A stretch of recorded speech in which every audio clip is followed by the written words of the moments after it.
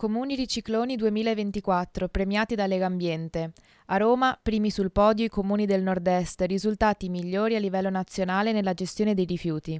Il Veneto si conferma primo in classifica in Italia per numero di comuni virtuosi, ben 173 su 560 con una percentuale del 30,9%.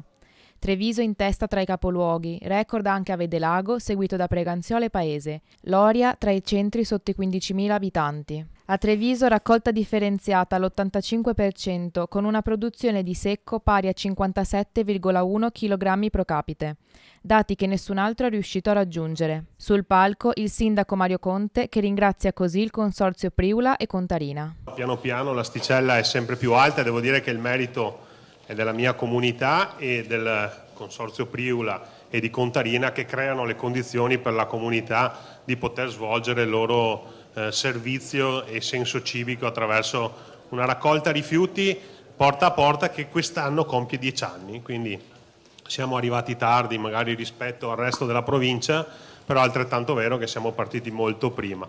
L'unica cosa che dico, io arrivo dal Veneto, una regione che chiede a gran voce l'autonomia. Non temiate l'autonomia, credetemi, non temiate. Oggi parliamo di un'Italia a macchia di leopardo e l'autonomia non c'è.